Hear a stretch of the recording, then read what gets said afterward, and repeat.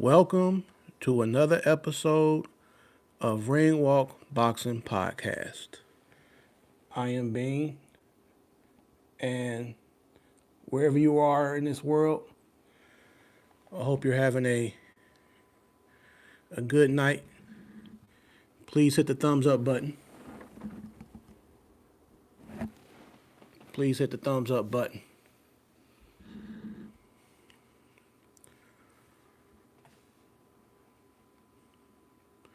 So what I'm going to do is I'm going to post this link on Facebook and Twitter. So those that follow me on Twitter, for those who don't follow me on Twitter, hopefully you will get the notification that the link was posted to Twitter. And like I said, I will post this on Facebook as well.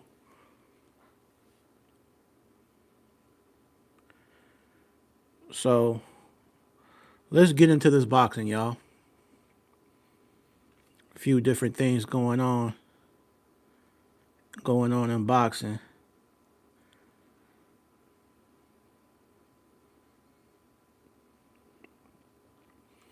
All right, so we're going to kind of move around, heavyweights, lightweights, all that. So in the heavyweight division, you got a statement from Daniel Dubois. Some people call him Triple D out of UK. Well, Daniel Dubois says, he's referring to Frank Warren. Daniel said, if Frank makes that fight, then I will be delighted. I will jump at that opportunity. And who he's speaking about is WBO champion Fabio Wardley, who came off a great stoppage win over Joseph Parker. And for us who know the history of Joe Parker, he is no slouch in the heavyweight division. He has a good chin.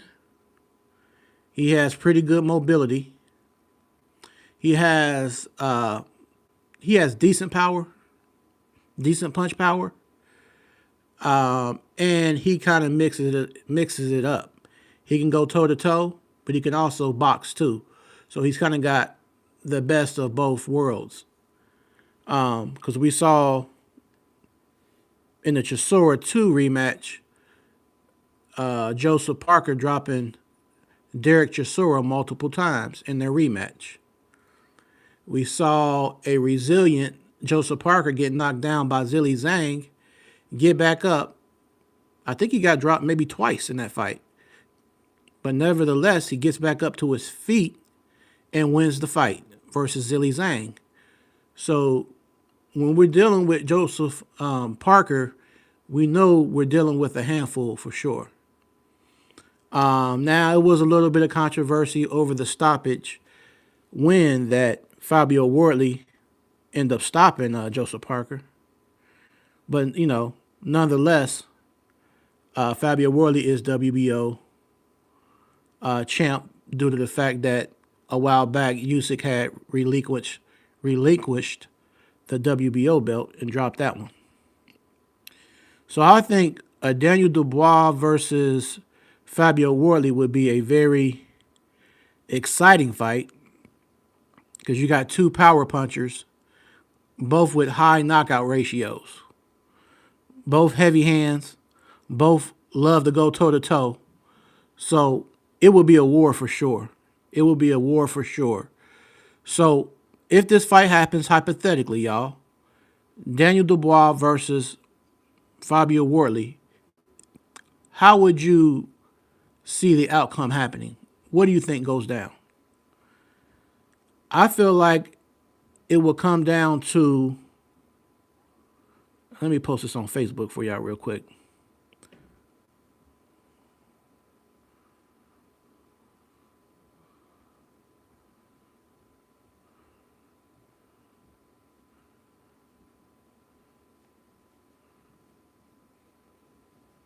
So I'm sharing this to Facebook as we speak. So I will share this link. But the way I see the fight going with Daniel Dubois and Fabio Wardley, should we get that fight this year? It's going to be fireworks. It's going to be fireworks if that fight happens. And I'm going to say 55-45 Fabio Wardley. I'm going to give him the slight edge only because with Daniel Dubois, as far as we know, they both deliver crazy knockout punch power. They both deliver that knockout punch. But I feel that it will come down to the fact of between the two guys, if Fabio Wardley got hurt, I think he would respond better than Daniel Dubois potentially. Because with Daniel Dubois, we kind of saw with Usyk, once he went down the first time, he kind of has a certain look on his face, kind of like he's confused or whatever, gets back up, and then Usyk jumps right on him and knocks him out. So I feel like if he's put in that position by a power puncher like Fabio Wardley, he's not going to get back up. But I mean, hey, if he does, it would definitely make me look at it in a different light. But from what I'm seeing from the Joe Joyce fight that happened years ago, and then the rematch with Usyk and the first Usyk fight that ended in a controversy, I just feel like Fabio Wardley, from what we could see, would show a little more resilience. But to be fair, at what level has Fabio Wardley been tested other than Joseph Parker? Of course, he had a good fight with Justice Huey, and he was losing pretty much that fight until he landed that punch later in that fight. So, hey, when it comes to fights like that, matchups like that, I'm here for it. As a boxing fan, I'm here for it. And shout outs to Cam J Network because, like he said in his last episode, and he said it in the past with Matt from Brunch Boxing, that people be too far consumed about a handful of fights that don't happen. Like right now, it's circulating that the Boots Ennis versus Virgil Ortiz may not happen. It's kind of like, man, that's a bummer. But then you move on because there's a lot of other fights. There's more fights happening overall than fights that are not happening, if that makes sense. So you got to look at it's like that statement. You got to take the good with the bad. So you just got to look at it for what it is. Let's worry about the fights that are happening and focus on these upcoming fights because you don't want to overlook all the talent pool of boxers that is going down and be so consumed about a handful of fights or a handful of matches that are not happening.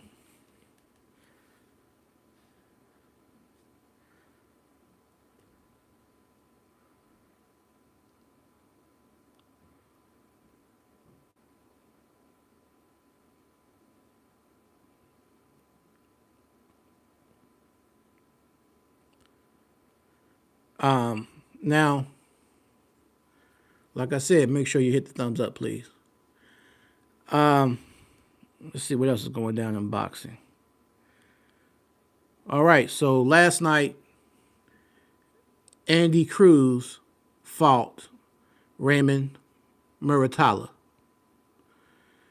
In response to the loss of Andy Cruz, these are the words of Devin Haney. He said, "That was a good fight. Andy Cruz got nothing to hang his head about. He will definitely bounce back." Now, in recent timing, speaking of Andy Cruz, he's had a lot to say in regards to Keyshawn Davis. Now, a lot of people feel like Keyshawn Davis swerved or, use the term he ducked Andy Cruz. Let me know your opinion. Do you feel like Keyshawn Davis ducked Andy Cruz.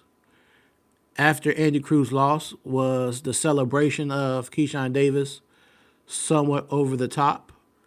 Because I did see the reaction of Keyshawn Davis video when when they were reading off the scorecards and stuff, and then the victor was Raymond Muratalla. You kind of seen a happy, almost like a gloating Keyshawn Davis.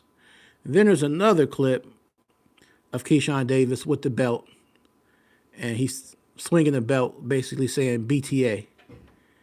I don't see that fight in that type of way. I mean, I can definitely see that Muratalla won the fight, but not to the extent that Keyshawn Davis made it out to be. It wasn't belt to ass type of win. So let me know what y'all think in the chat or in the chat room about the reaction of Keyshawn Davis after the loss of Andy Cruz. Now, about that fight last night,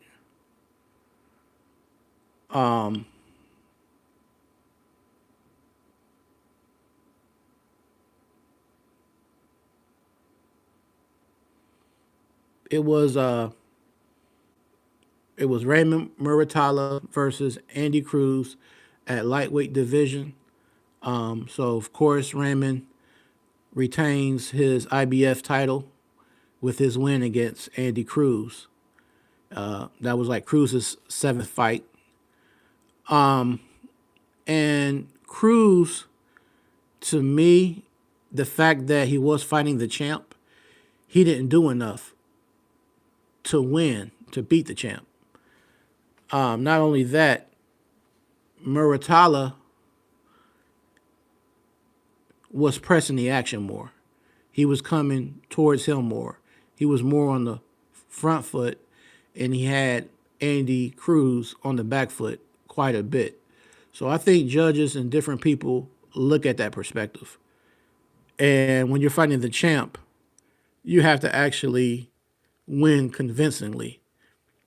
Prime example, when Terrence Crawford fought somebody like Canelo Alvarez, he had to actually go in there and win in a dominating fashion, in which he did. His performance was elite. He showed why he is who he is, and he went out the right way when he retired. So shout outs to Terrence Bud Crawford. Andy Cruz, not putting him on the level of Terrence Crawford, but I'm just saying, in that same regard, he needed to press the action more and actually take the fight to Muratalla. He needed to actually win pretty convincingly. He needed to have a performance to where you said Andy Cruz won 8 rounds to 4. You know, him winning 7-5 wouldn't have been good enough. He would have had to have won a fight 8 rounds to 4 to beat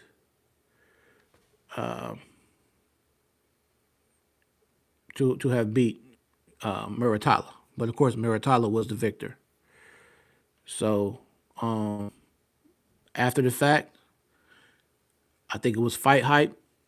You seen Raymond Muratalla calling out the winner of Shakur Stevenson versus Teofimo Lopez, which that fight will be next Saturday. And back to what Cam J has said and what I was just saying, let's talk about the fights that are happening. So that's another good fight and a pretty good card next weekend. So let's focus on that. So Raymond calls out the winner of Shakur Stevenson versus Teofimo Lopez. Many feel like it won't be close, that Shakur will win a points decision win. But then a lot of people feel like when Teofimo back is against the wall, that's when he shines the best. So regardless of who wins, let's just say we don't know until it actually happens, right? So one of these guys is is an opponent that Raymond Muratalla wants to fight. Do you see or do you feel Raymond is would be ready to fight either guy at 140? Well, I mean, I guess even if Shakur wins, he said he planned to go back to 135. So I guess if him and Raymond fought, it would probably be at 135, I'm guessing. But if the female wins, then Raymond has to go up to 140, is the way I'm looking at this. So either way, I just want to know, do you feel like Raymond Muratalla has enough skills to be on the level of Shakur Stevenson or Tefime Lopez?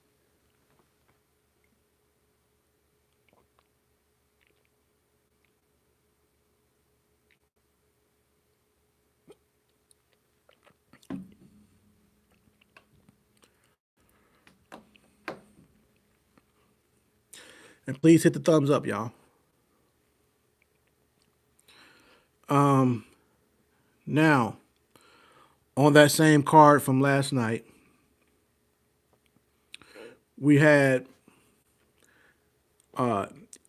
Israel Madrimov versus David Salazar at 154. Madrimov won by unanimous decision. Salazar, he seemed to take the power, the best of what Madrimov was delivering, and he took those shots very, very well. You know, the combination punches, the quick 1-2s, the 2 and 3s, and you know, he was able to take those really, really good throughout the fight. And you're like, wow, how's this guy withstanding this type of output from Madrimov? Well, excuse me, come round 10, the final round,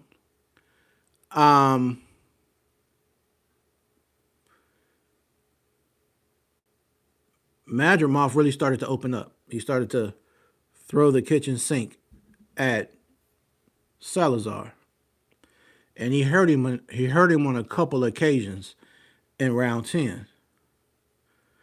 But at the same time, throwing that kitchen sink at Salazar, Madrimov himself started to gas out.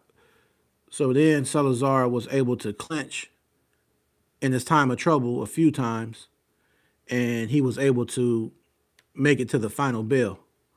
So it ended up going to a decision win for Madrimov, who won by unanimous decision. Also on that card, you had the cousin of Shakur Stevenson, Zaquan Moses versus Leandro Medina in the junior lightweight division. Zaquan Moses, age 20, he drops Leandro in round 4, and he wins on a unanimous decision. Now, of course, when people talk about Zaquan Moses, they like to bring up Camille Moten.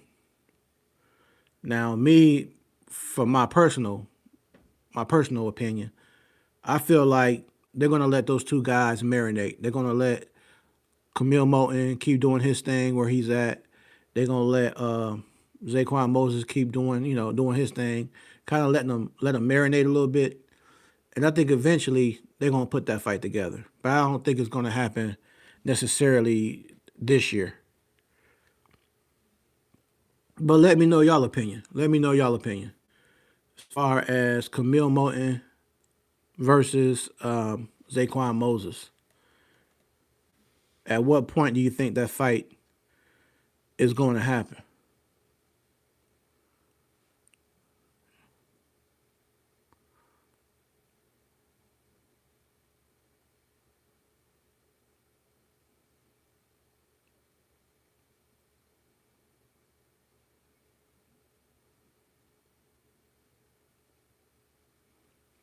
Now, according to IFL TV, Conor Ben versus WBA champ Rolly Romero are in talks, potentially to be staged in London. So think about that, y'all. That would be big for Rolly Romero to fight over in the UK, to fight Conor Ben, who's had the last two fights with Chris Eubank Jr. So that would definitely be a good opponent for him to have in his backyard. So if that fight does manifest, y'all, and we get Conor Ben versus Rolly Romero, how do you see that fight going? What would be your prediction? Let me know. Also, would it be possible maybe? You know, we had the whole situation like I spoke about before about, a handful of fights that don't happen or whatever. So the Boots Ennis versus Virgil Ortiz situation. We all know that's been a mess or whatever. But to just to keep Boots Ennis active, because it's like the old cliche they always say, one monkey don't stop no show or whatever. It's just a cliche or whatever. You can't let one situation, especially in boxing, define and keep you stuck in position. You have to still stay sharp. You have to stay active. So, do you think it's a possibility that we could get Boots Ennis versus Jermell Charlo at 154?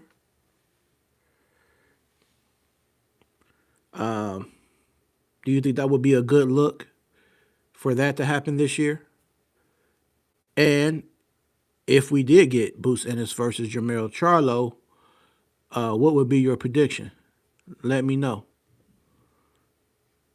Jermell versus Boots Ennis, what would be your prediction should the fight come to fruition?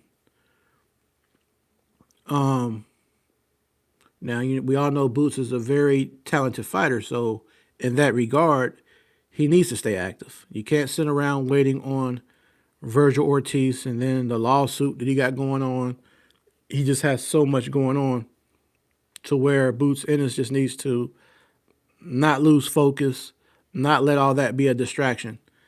Just fight who you're going to fight and keep winning. Just keep winning, and hopefully, eventually, team Team Ortiz will come to their senses and realize that, hey, I'm not who I think I am, as far as me trying to be a person to say, well, who has Boots in his fault, and try to have all this leverage and, you know, try to play that card or whatever. I think once Boots Ennis starts to fight other fighters, like, for instance, if he does fight Jermell Charlo or then somebody else at 154, then Virgil Ortiz he's going to be thinking to himself like, he's still doing his thing without me. You know what I'm saying? And I think that it'll be maybe a defining moment to where he's going to realize, I need to stop the BS and we need to make this fight happen. Now, I spoke about Daniel Dubois saying that hey, what's going on, Sweet Jones? What's going on, Cuzzo? Now, I spoke about Daniel Dubois in this segment earlier in regards to him telling Frank Warren that he wants the smoke and he wants that fight with Fabio Wardley. Now, rumor has it about a potential fight with Daniel Dubois versus Zhilei Zhang. And if that happens, it could potentially be on the same card as the official fight that we know is happening, Deontay Wilder versus Derek Chisora. If Daniel Dubois versus Zhilei Zhang happens and it's on that card, that will definitely pique boxing fans' interest. That would make for a very nice card. Daniel Dubois, a power puncher, versus Zhilei Zhang, a power puncher who's a couple of inches taller. You know what I mean? So that would be another banger. I like Fabio Wardley only because, like I said, Daniel Dubois would have a title shot. But hey, if he fights Zilly Zhang, maybe the winner of Zilly Zhang versus Daniel Dubois should fight Fabio Wardley. Maybe look at it that way. Kind of like an eliminator type situation or something. That would be another good fight for real. Now the thing about Zilly Zhang, not only do we know him as having power, he's a southpaw left hand stance fighter. So I don't know if Daniel Dubois has fought a lot of southpaws other than Usyk. So it would be a good fight. And like I said, please hit the thumbs up. Yeah, cousin Sweet Jones, man. I'm doing pretty good, man. Just staying out the way, man. Just staying out the way, cuzzo. So shout outs to you. Shout outs to Rico, Zone 15 family, the Carter family, the Price family, Lackey family, Frierson, Grissom's, Stones, all the sides of my family. The Laurie family, Allen, Daniels. Hey, I am too, cuzzo. I'm glad I'm feeling better too. I definitely am.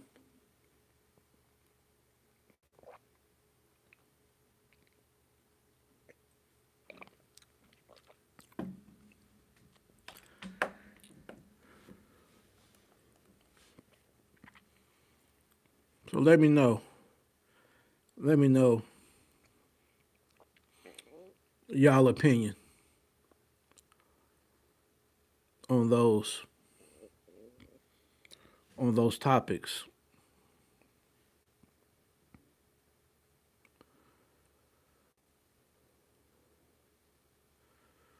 Pretty soon here, I'll be switching gears and we'll be talking about the card for next weekend for the Shakur Stevenson versus Teofimo Lopez fight. Also in boxing news, Azim versus Lemos is off because both fighters are injured.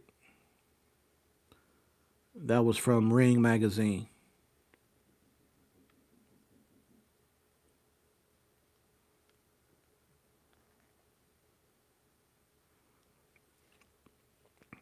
Something I saw on Ring Magazine as well. It says 19.5% Shakur Stevenson only gets hit by 1 in 5 of his opponent's attempted power punches, according to CompuBox. So if this is accurate, but I mean, we do know that Shakur is a very defensive and a defensively responsible boxer. So that's definitely something we know about him. Now, speaking of Teofimo Lopez versus Shakur Stevenson, and this is by Regis Prograis, the boxer Regis Prograis out of New Orleans. He says, I've got Shakur for sure. I think he wins it comfortably. T.O.'s very good athletically, but he's weak minded. Those are the words of Regis Prograis.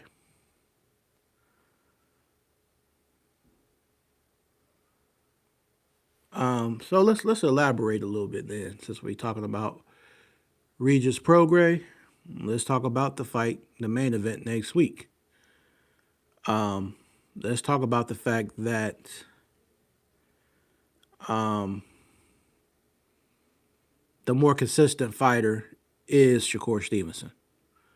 There's no disputing that. I think we all agree with that.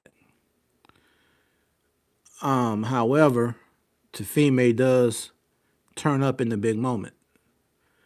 Some fighters rise to the occasion. So as certain fighters that get them all the way up.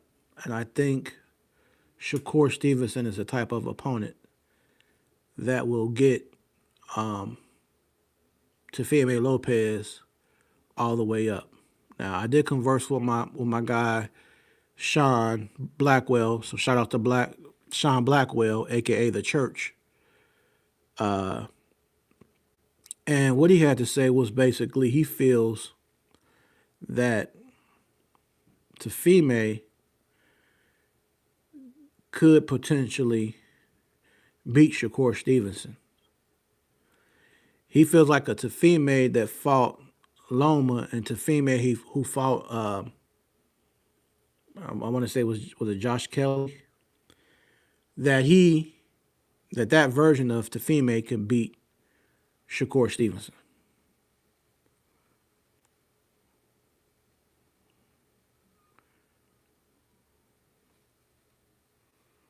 I would like to know y'all opinion. Yeah, Josh Taylor. Yeah, so the Josh Taylor performance is what my guy the Church was talking about, and he said that version of Teofimo will likely beat Shakur Stevenson. Now, what we have with these two style fighters is they both are athletic fighters, both gifted with athleticism. If we go defense, neither one is necessarily a slouch on defense, but Shakur is definitely the better technician defensively all the way around. Now, what the strong gift of Teofimo is going to be is his power and his counterpunch ability. You know, his reflexes, his timing. You know, I think that could be problematic for Shakur. But Shakur is always, he's just very, very, very smart. So it's definitely a fight that I just can't wait to see next weekend, because in boxing, you never know how things are going to go.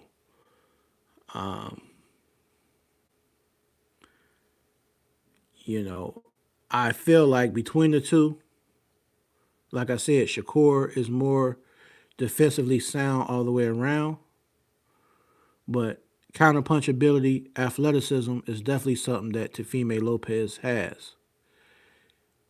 The risk taking, that part. When it comes to risk taking and gambling, between the two, you got to say it's going to be Teofimo Lopez. He's going to take more risk than Shakur Stevenson is. Shakur Stevenson really only showed us him gambling is when he fought, when he went to prove a point, when he fought William Zepeda. So I don't feel like we will get that version of Shakur Stevenson again, because he knows that Lopez is a great counterpuncher, and it would be best for Shakur because we know he's all about distance. You know, when he steps back or whatever, when he does that move where he steps back and makes you miss by a couple inches and stuff.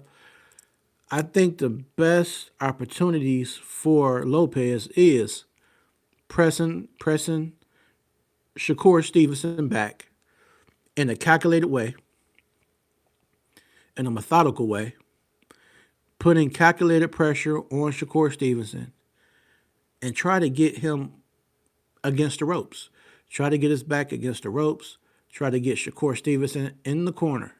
And if he can be effective in doing so, he needs to turn up. He needs to let his hands go. If he gets Shakur on the ropes, he needs to go downstairs and upstairs. He needs to throw all kind of combinations. Yeah, it's gonna be a good fight. It's gonna be a good fight. I said 50-50. I don't know, man. I might stick on 50-50. My prediction could change throughout this week after I do more film study on both guys this week. Since it's fight week, I'm gonna want to study both fighters and look at some more film on them. It's a good style matchup for sure. And Shakur Stevenson is going from 135 to 140, so um, we'll see how everything acclimates as far as the weight.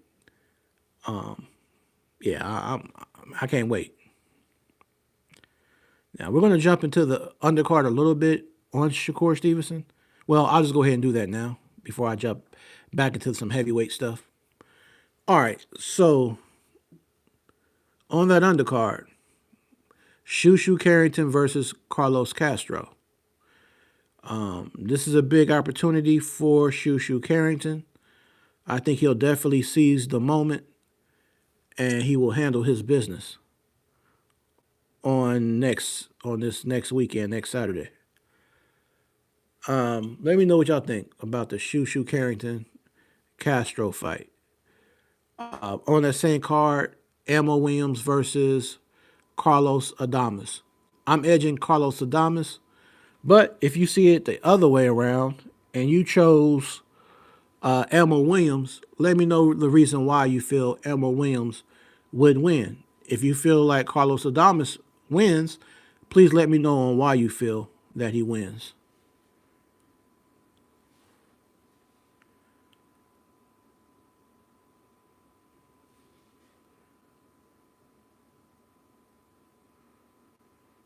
Now, as far as that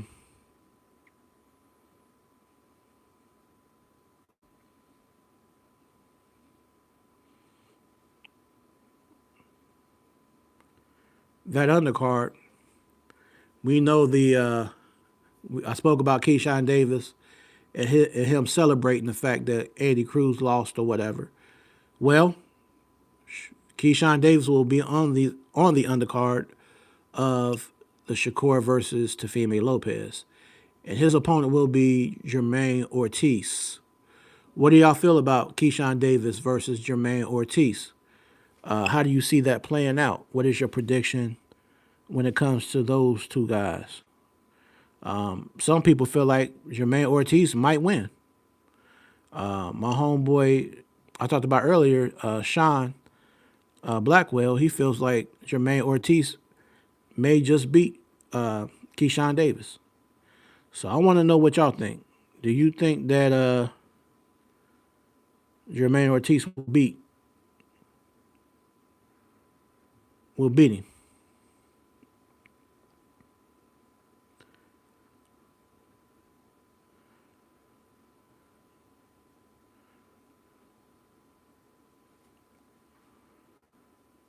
Or do you think that Keyshawn Davis will beat Jermaine Ortiz? Let me know your prediction. Let me know your assessment on what you feel about those guys next Saturday on that Teofimo Lopez versus Shakur Stevenson card.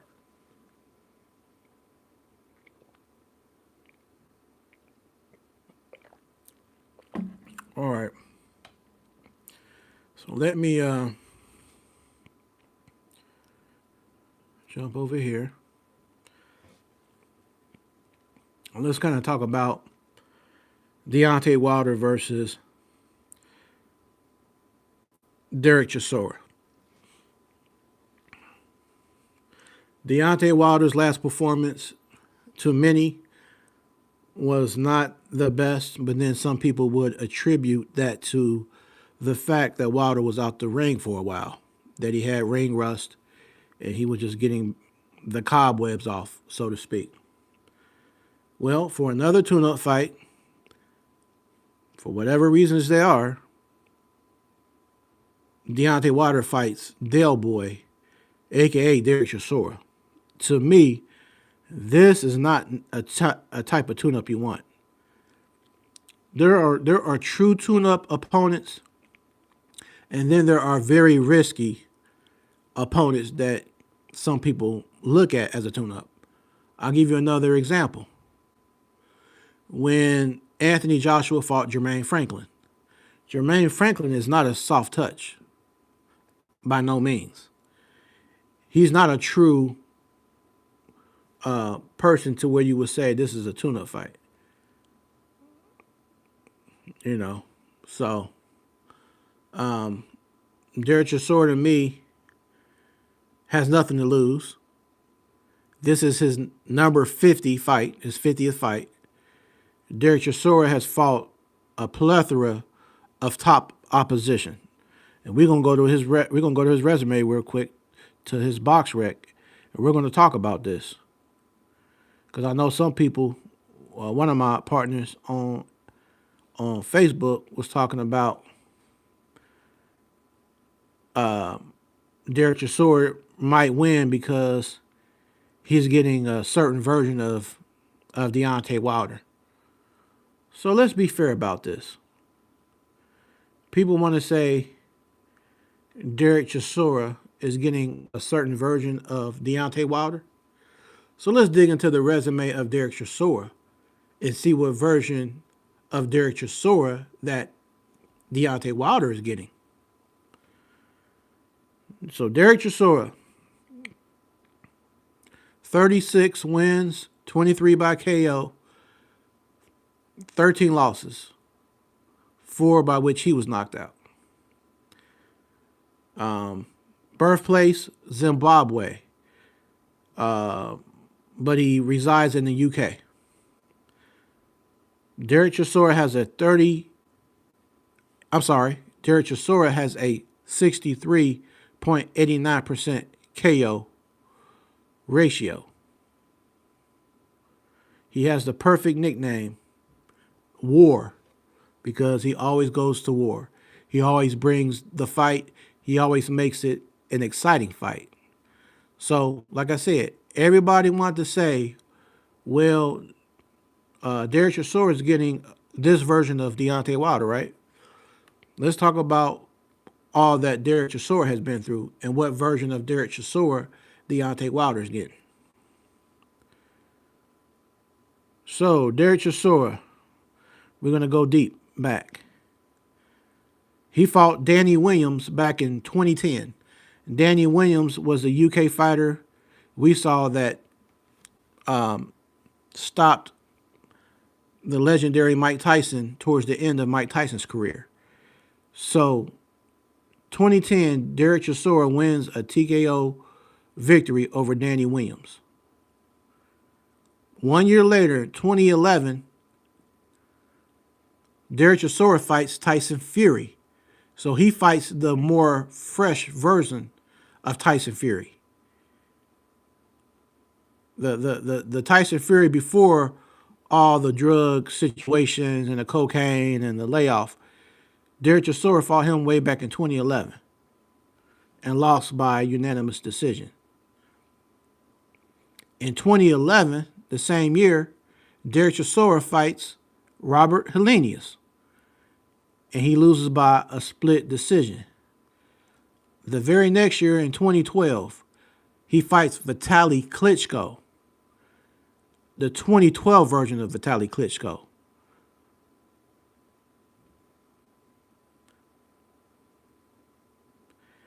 In 2012, he fights David Haye, another UK legend, who at the time only had 2 losses. David Haye TKO'd Derek Chisora. So, actually, David Haye was the first person to TKO and stop David Haye.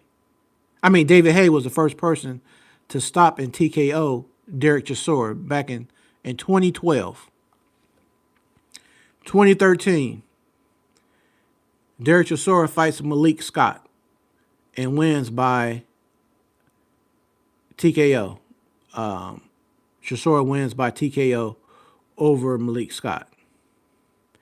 In 2014, he fights Kevin Johnson, and he wins by unanimous decision.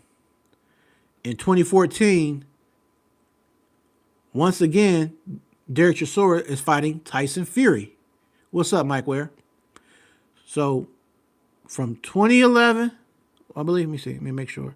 Yeah, 2011 3 years later, 2014, now Derek Chisora is fighting Tyson Fury for the second time. So like I said, he's fighting the much younger version of Tyson Fury.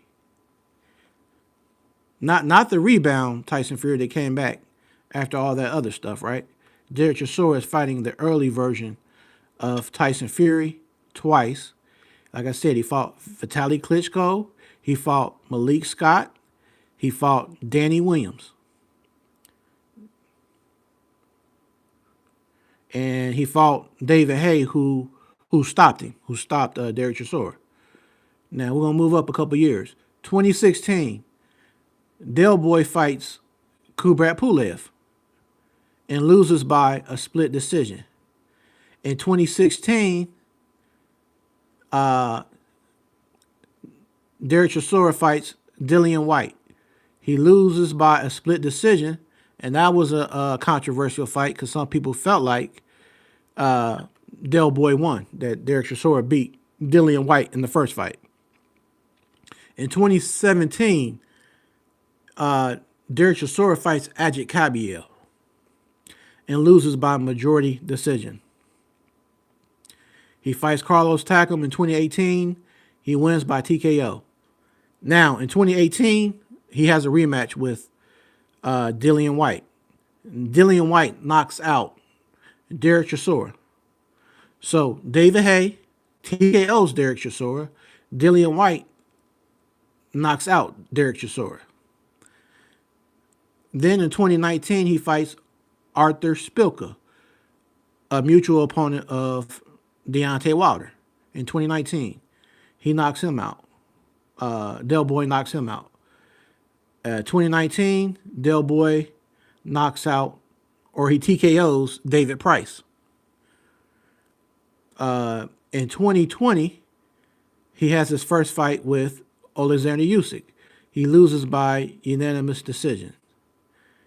2021, he fights Joseph Parker. Loses a split decision. 2021, the same year, he fights Parker again and loses a unanimous decision in which Parker drops Chisora multiple times in that fight. So Chisora was dropped multiple times by Joseph Parker in the rematch, knocked out by Dillian White, TKO, technical knocked out by David Haye. And all these wars in between. He fights Kubrat Pulev in a war in 2022 and wins by split decision. He fights Tyson Fury again in 2022, the trilogy fight, and Fury wins by TKO. So that's 4 times Chisora is TKO'd or knocked out. And like I said, all these other wars in between.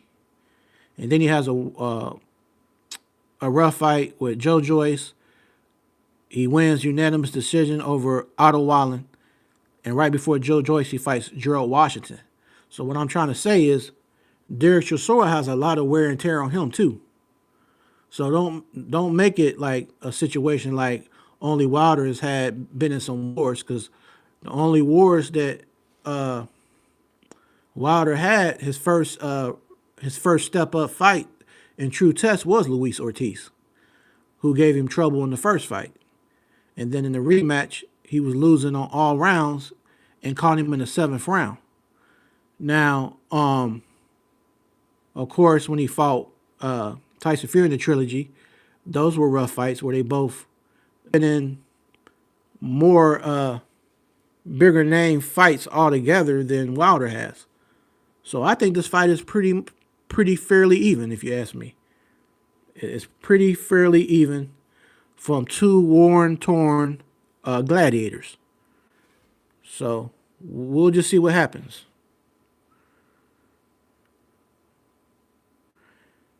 And see how it plays out.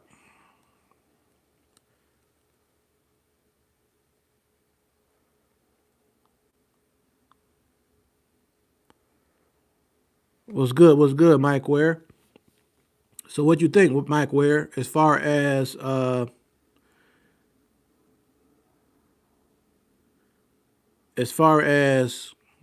Derek Chisora versus Deontay Wilder, what's your prediction?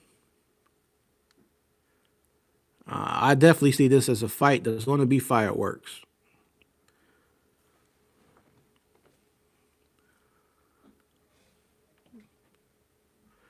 And what's your prediction with Teofimo Lopez versus Shakur Stevenson next Saturday?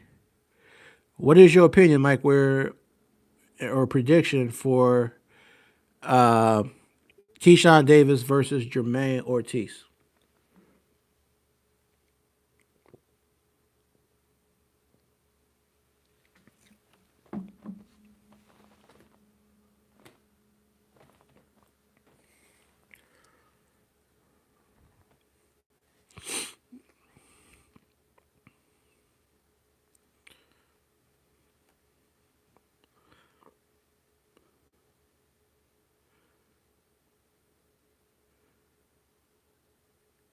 And if I didn't mention it before, in case I didn't mention it, because I'm thinking so many different things right now, these are the words of Tyson Fury. He said he's talking about Deontay Wilder versus Derek Chisora. Tyson Fury says, "I think it's a very good fight, but on this one, I'm going to go with my boy Chisora for the stoppage."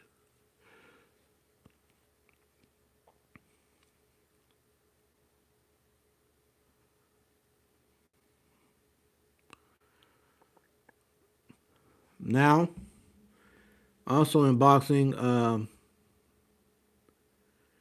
Jamie TKV is supposed to be fighting Johnny Fisher. TKV record is 9-2-0.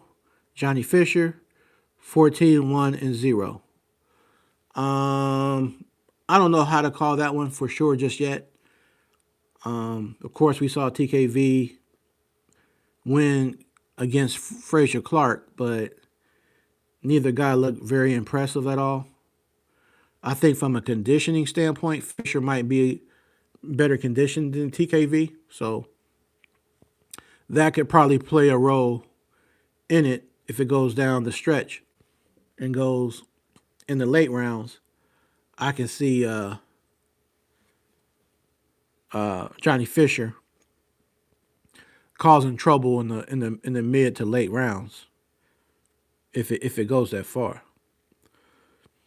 Next month, of course, we got WBC champ Mario Barrios versus Ryan Garcia going down next month, February the 21st. So that'll be definitely something to watch. Will Barrios be able to win by technicality, being a technical fighter and just kind of moving around in boxing? Or will he be a sucker for the left hand of Ryan Garcia? Hopefully Ryan Garcia has something new in his arsenal. I guess we'll see. You know, they say you can't teach an old dog new tricks. Well, we'll see if Ryan Garcia has made some adaptations to his game. And also, I was talking about the potential fight in the future. I don't think it'll be this year, Mike Ware, but Zaquan Moses versus Camille Moten. That I think that they're going to let it marinate, and eventually that'll be a blockbuster fight for the future. Sweet Jones, you said I'm with Regis. You said you're with Regis Prograis.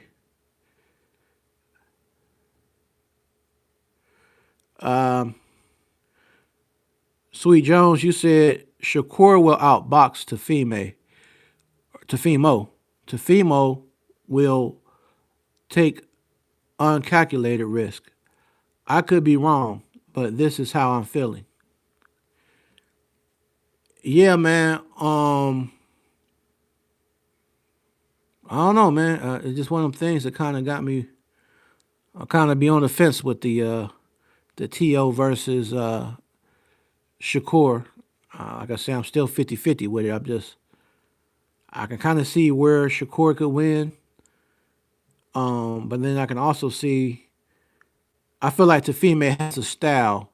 He has the type of style that can beat Shakur if he can apply it. If he can apply it, and his blueprint is right, I feel like Tafimo could win. But he has to actually go in there and do it. That's the thing. Now, what do you also feel about Mike Ware, the potential Conor Ben versus Rolly Romero that may happen in UK? If Rolly Romero, the WBA champ, does fight Conor Ben, how do you see that fight going?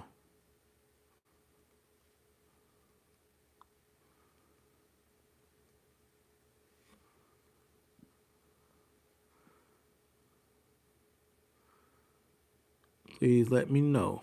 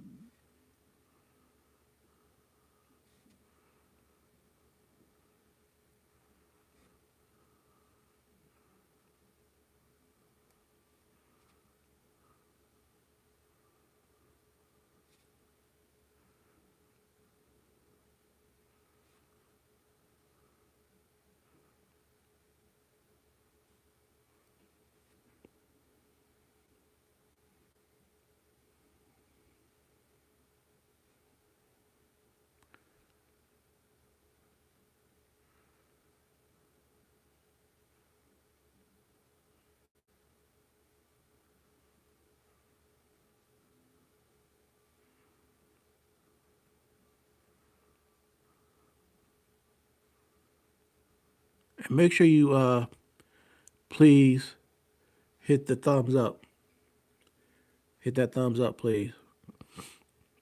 Even if you miss this live and you play it back sometime this week, please hit thumbs up. Do me a big favor and take a quick second and hit the thumbs up button.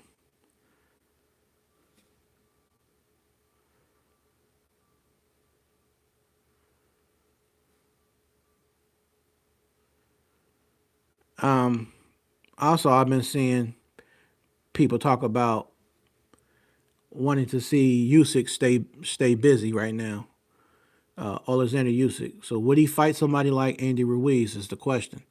I'll be seeing a lot talked about that. Usyk versus Ruiz. Right now, my issue is yes, Ruiz has very fast hands, so I would say he can match the hand speed of Usyk. But here's the kicker: Andy Ruiz has fast hands, but he has slow feet, and he doesn't cut off the ring good enough. And we saw that in the AJ versus Ruiz rematch.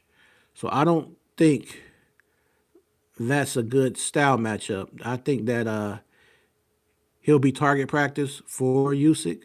I don't think Usyk would even drop him. I don't think he would even really hurt him too bad.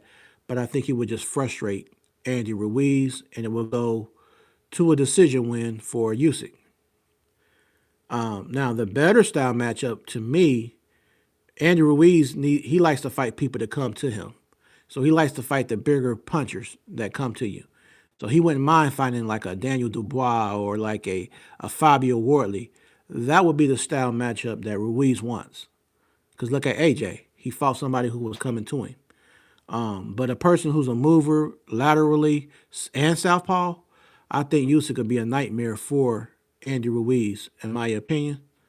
But I guess we'll see if that fight happens. Meanwhile, speaking of heavyweights, Martin Bacoli, I've been seeing a few things about him. That he's open to fight. He's open to fight Moses and Tuma. So maybe after the Moses and Tuma and Franklin fight, the winner of that can fight Martin Bacoli, or Martin Bacoli can fight the winner of Intuma versus Franklin. So we'll see. It's a lot of different scenarios right now of what could happen. And February the 14th, Charles Martin will be back in the ring. The Prince Charles Martin will be fighting F.A. Ajagba. So I see that as a pretty good fight. Um, who wins that fight? You got two tall guys with good reach. Both have a decent jab. F.A. Ajagba has a really great right hand, but Charles Martin's a southpaw. He has a good left hand. So I don't know. I don't know who. I might call that 50-50. But let me know y'all opinion. Charles Martin versus F.A. Ajagba. I say 50-50. What is your prediction? February the 14th.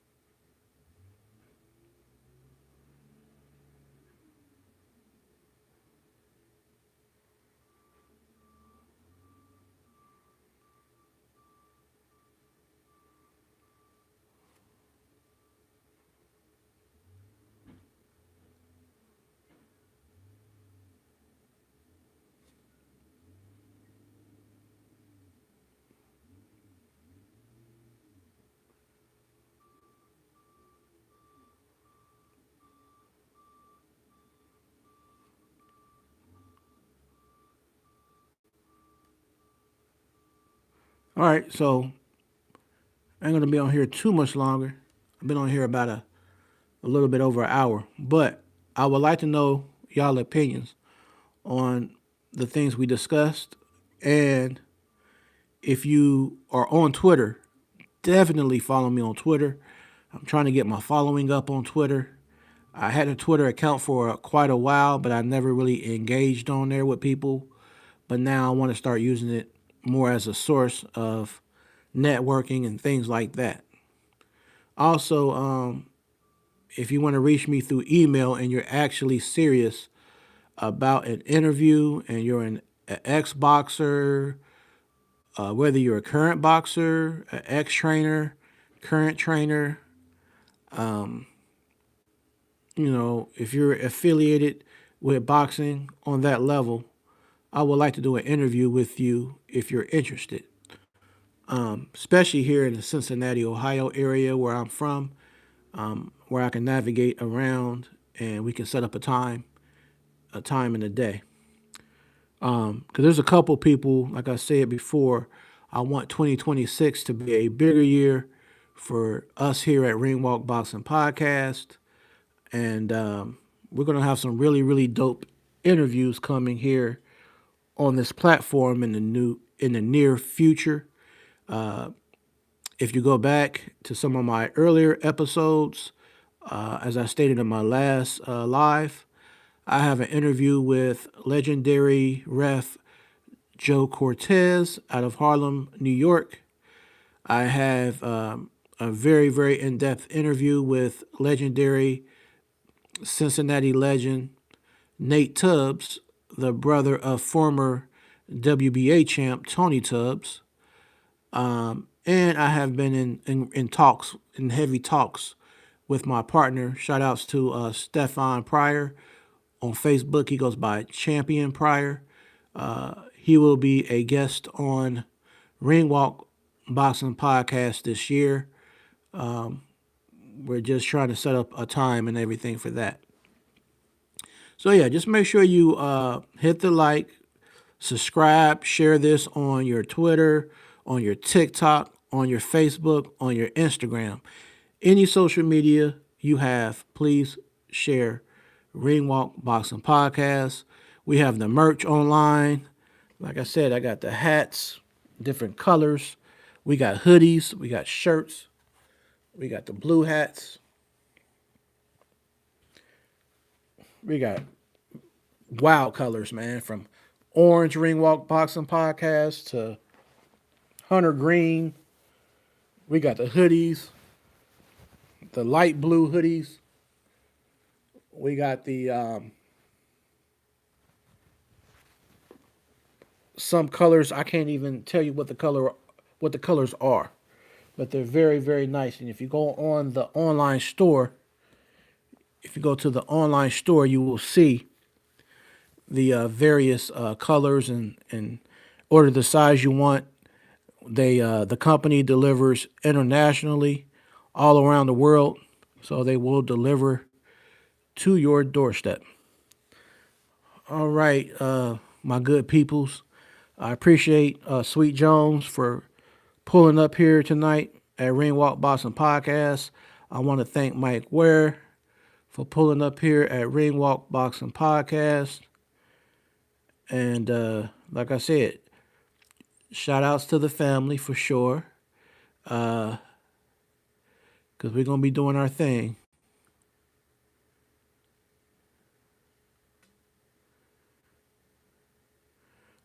So I hope everyone has a safe Sunday and a good week, upcoming week.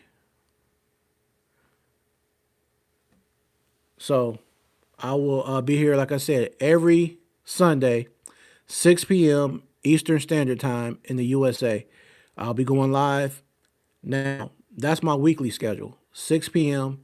Eastern Standard Time on Sunday. But in between every Sunday, I will do what I call a pop-up live.